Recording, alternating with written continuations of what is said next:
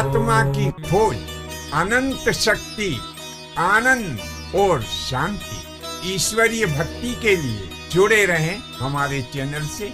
आपका अपना चैनल गुरु अशोक तिवारी, लाइक और सब्सक्राइब करना ना भूलें। धन्यवाद। जय माता की, जय परशुराम। श्री गणेशाय नमः। प्रिय बंधुओं, बहुत से लोग ऐसा कहते हैं, अरे भैया श्राद्ध अवश्य ही करना चाहिए। अरे भाई, हम क्यों करें श्राद्ध, और श्राद्ध करने से किस फल की प्राप्ति होती है? जब ऐसा प्रश्न हम उन कहने वालों से करते हैं तो वे हमें जवाब देते हैं कि भैया श्राद्ध करने से पितरों का कल्याण होता है और वे जहाँ भी जिस लोक में और जिस योनि में होते हैं उस योनि में उन्हें सुख की अनुभूति होती है। इसीलिए पितरों को सुख पहुँचाने के लिए हमें श्राद्ध अवश्य ही करना चाहिए। अब उन कहने वालों की ये बात तो बिल्कुल ही सही है कि हमें अपने पितरों के कल्याण के निमित्त श्राद्ध करना चाहिए, लेकिन बड़ी सतर्कता के साथ हमें यह श्राद्ध कर्म करना चाहिए।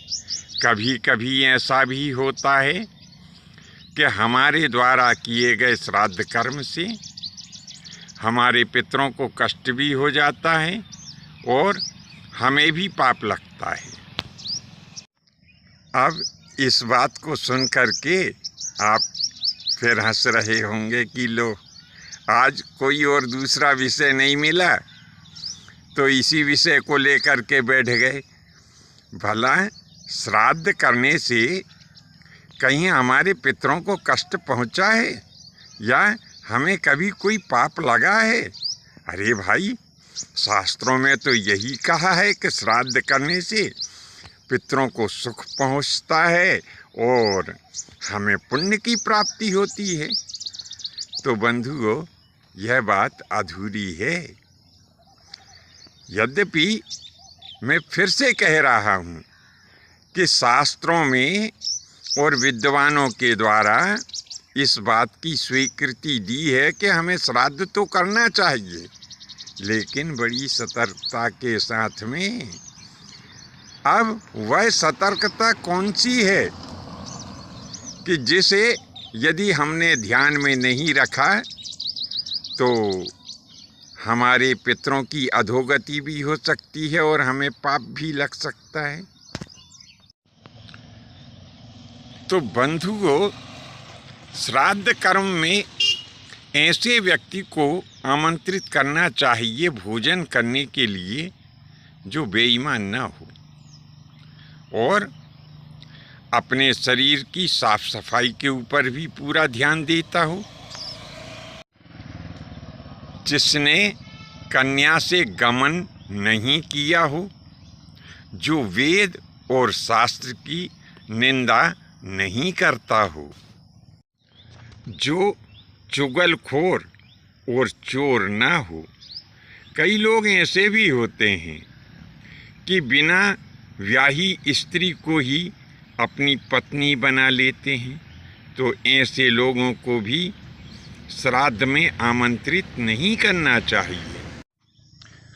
जिसने अपने माता पिता का, बहन और भाई का त्याग कर दिया हो, जो व्यभिचारिणी स्त्री का पति बन गया हो और वे सारे निषिद्ध कार्य जिन्हें करने की शास्त्र प्रेरणा नहीं देते हैं, उन कर्मों को जो करता है, जो हिंसा पारायण रहता है, जो मदिरा इत्यादि का सेवन करता है, ऐसे व्यक्ति को शास्त्र में भोजन करने के लिए आमंत्रित नहीं करना चाहिए।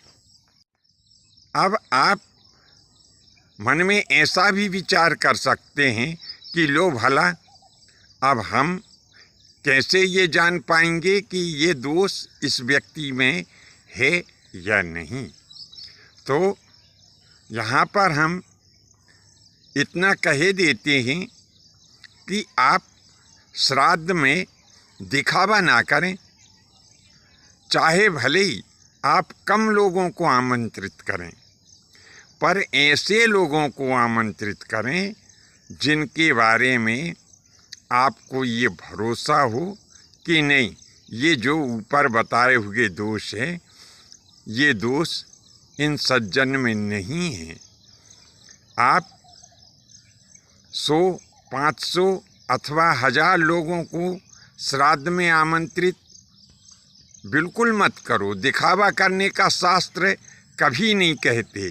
शास्त्र तो ऐसा कहते हैं कि यदि ऐसा सज्जन जो समाज सेवा करता है, जो परोपकार करता है, सदैव परहित में तत्पर है, जो सदैव शुद्ध रहता है, जो सदैव ईश्वर का चिंतन करता है, जो सदैव दूसरों की भलाई करने में लगा रहता है, जो हर हमेशा विद्या प्राप्त करने की कोशिश करता रहता है, ऐसे ही सज्जन को आप श्राद्ध में भोजन करने के लिए आमंत्रित करें। चाहे भले ही एक ही सज्जन क्यों ना ऐसे मिलें। ये एक ही सज्जन यदि आपके यहाँ भोजन कर लेते हैं तो आपके जो पूर्वज हैं उन्हें भी प्रसन्नता होती है और आपको भी पुण्य लाभ प्राप्त होता है। बंधुओं, यदि आपको यह जानकारी अच्छी लगी हो तो कृपा करके अपने 1 या 2 इष्ट मित्र को अवश्य ही प्रेषित करें। आज के लिए बस इतना ही। शेष अगले भाग में नए विषय के साथ में उपस्थित होंगे। आज्ञा दीजिए। धन्यवाद। जय माता की, जय परशुराम जी।